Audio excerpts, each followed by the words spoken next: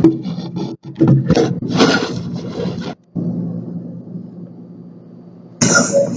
everybody, hope everybody's doing well. My name is Lane, and this is my oral presentation. I know it's a little out of the blue on how I'm doing this, but unfortunately I had a couple of issues going on. Technology is never kind to me, so unfortunately this is how I chose to adapt to it.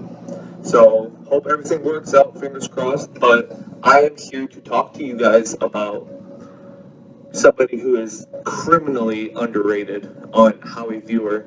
I think it's an absolute shame that I have never heard of her before this class, and that's Phyllis Wheatley. She was an African American woman who put out a book of poems, and I know it doesn't sound like a lot, but fortunately for her doing that, I think she opened a lot of doors, and I think that more people need to learn about her and her contributions to American literature.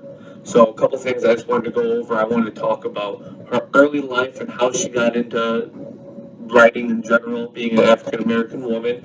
I want to give you just an example of one of her works. I have one of her poems here I kind of want to break down for you. I think there's a lot of really good literary devices in there. Go into her later life, talk about her marriage with her husband, and her pros and cons on writing. I want to talk about some issues that she had writing and getting her books published, and I want to talk about how she opened a lot of doors and her impact on the writing world in general. So, her early life, she was born in Gambia, Africa in 1753. And in 1761, she was abducted and brought into Boston at 8 years old for slavery. And when she was brought to Boston, she was sold to the Wheatley family. And the way that they got her name Phyllis was the ship that brought her over here was named Phyllis. So that's how they got Phyllis Wheatley, which I thought was a pretty interesting little tidbit of information.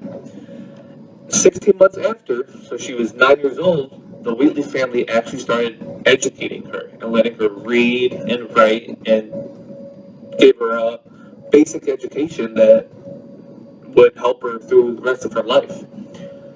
She was able to read by reading the Bible. She learned Greek and Latin classics and some British literature classics as well. So she, at a very young age, was taught how to read, how to write, and then at around 14 years of age, she also learned astronomy and geology, which I thought was absolutely incredible. At such a young age, she's learning these things. I thought it was absolutely astonishing that this white family that bought her from slavery, would even bother educating her. So I thought that was actually, though it's wrong, very, very cool and very, very interesting that they even allowed her to do that. I have her book of poems here. It's called Poems of Various Subjects, Religious and Moral. She wrote this book of poems and she published it. And her most well known piece in it is on being brought from Africa to America. I have the poem right here I'm going to read for you guys, and then I'm going to break it down a little bit because I actually really, really enjoyed it, and I'm not much of a reader. So let's get to it.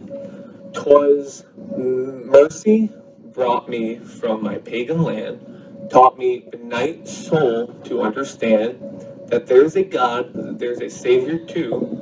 Once I redemption neither sought nor knew, some view our sable race with scornful eyes. Their color is a diabolical dye. Remember Christian Negroes black as Cain may be refined and joined in thy angelic train." So, again, very short, only 8 lines of writing there, but I think she actually says a lot, though she only writes a little.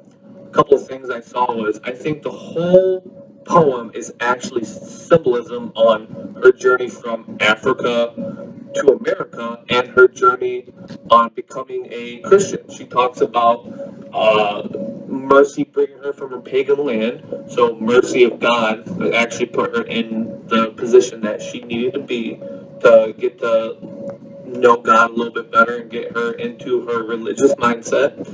And then she talks about that God's their savior too, and that she can join thy angelic train, which I thought was pretty cool. But a couple of themes I saw here was the theme of racism. She actually quotes somebody, their color is a diabolical die. I assume she's heard that before from a white person in Boston where she grew up, just being outright racist to her. She actually has that in quotes in her poem. So I think that she just held on to that and put it in here. But another theme that I saw was about God's mercy and acceptance. African Americans at this time just wanted to be accepted, and I think seeing this in a published book that remember Christians, Negroes, black as Cain, may be refined and join thy angelic train. I think that them hearing that they can be accepted by God despite their skin color actually really helped a lot of people hold on possibly and just keep going.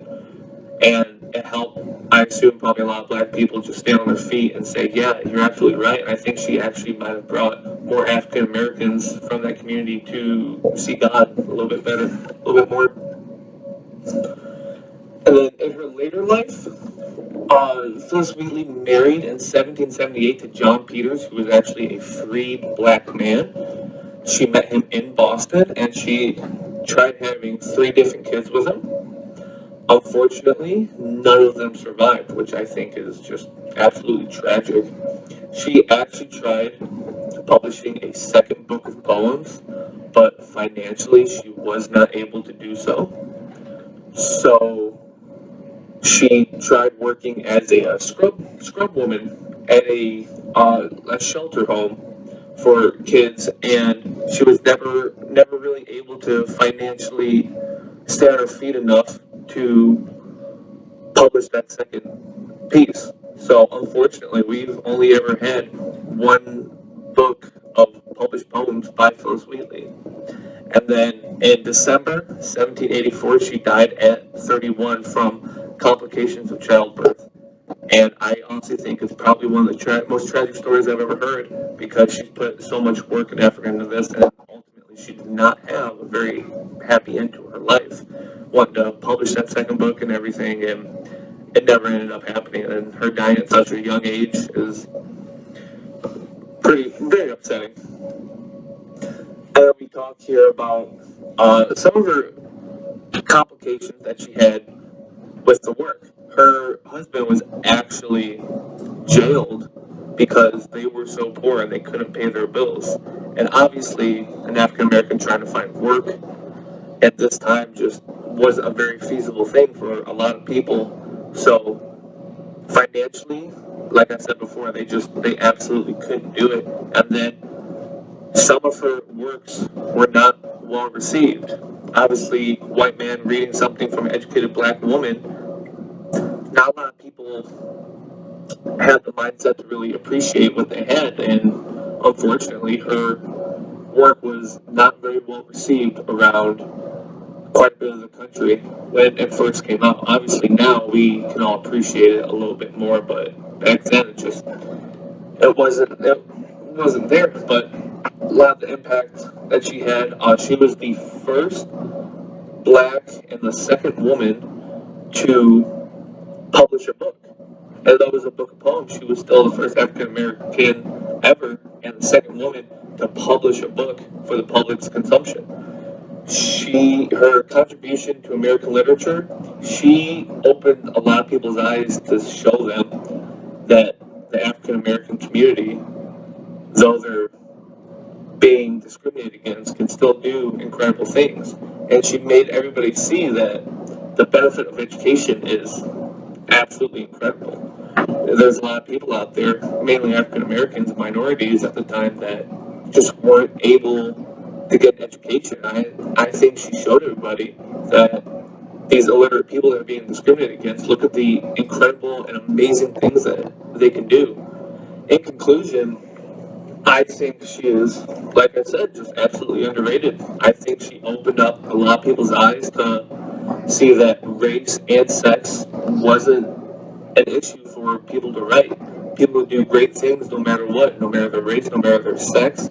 she brought a lot of people to see that God's very accepting, and I think she brought a lot of people to the religious side and let them see the light. And so overall, I'm very happy I did this presentation. I'm very happy I learned a lot about her because I honestly think that she is just absolutely incredible with what she did despite her poor upbringing.